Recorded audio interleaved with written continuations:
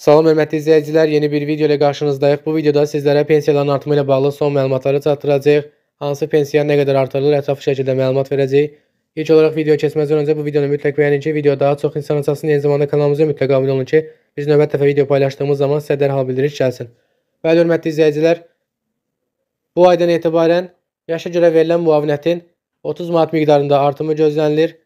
Prezident bu yaxınlarda sərəncam verəcək və yaşa görə verilən müavinət 30 manat miqdarında artırılacaq.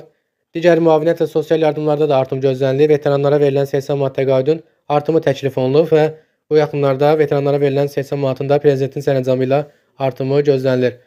Veteranlara verilən 80 manat təqaüdün 70 manat miqdarında artırılaraq 150 manata çatdırılması təklif olunub və yaxın müddətdə bununla bağlı rəsmi qərar veriləcək. Eyni zamanda digər müavinətlərdə də artım gözlənilir. Ailə başçısını itirməyə görə verilən müavinətdə, eyni zamanda əlillərə qulluğa görə verilən müavinətdə də artımlar gözlənilir. Ünvanlı sosial yardıma təyin alan ailələrdə əgər 1 yaşdan kiçik uşaq varsa, onlara verilən 100 manat baxım pulunun da artırılması və 120 manata çatdırılması gözlənilir. Bu haqda daha ətraflı növbəti videolarımızda da məlumat verəcəyik. Çünki bu ünvanlı sosial yardıma bağlı bir məsələdir və növbəti videolarımızda ətraflı şəkildə bu haqda məlumat verəcəyik.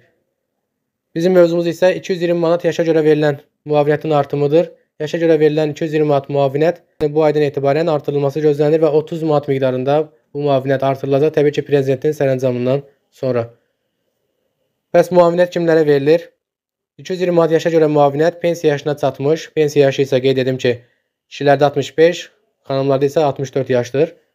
Pensiya yaşına çatan vətəndaşlarımız əgər pensiya kapitalı 40 min manat pensiya kapitalı toplamayıbsa və ya 25 il stajı yoxdursa, onlara 220 manat yaşa görə müavinət verilir. Əgər pensiya kapitalı toplanılıbsa, 40 min manatı keçibsə və ya 25 il stajı keçmişsinizsə, o zaman sizə minimum əmək pensiyası, ən pis halda minimum əmək pensiyası verilir. Əgər pensiya kapitalı toplanmayıbsa və ya 25 il stajı yoxdursa, bu halda sizə yalnız yaşa görə müavinət verilir pensiya yaşına çatdıqda.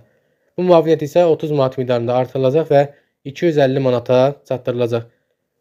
50 pensiyalarında da artım gözlənilir. 50 pensiyalarında 3-cü qrup üzrə 20 manat, 2-ci qrup üzrə 30 manat, 1-ci qrup 50 dərəcəsi üzrə isə 40 manat miqdarında artım gözlənilir hörmətli izləyicilər. Eyni zamanda tələbələrin təqaüdlərində də artım qeyd olunub və bütün müavinətlərdə artım olunacaq. Videomuz yekunlaşdı. Növbəti videoda görüşmək ümidi ilə.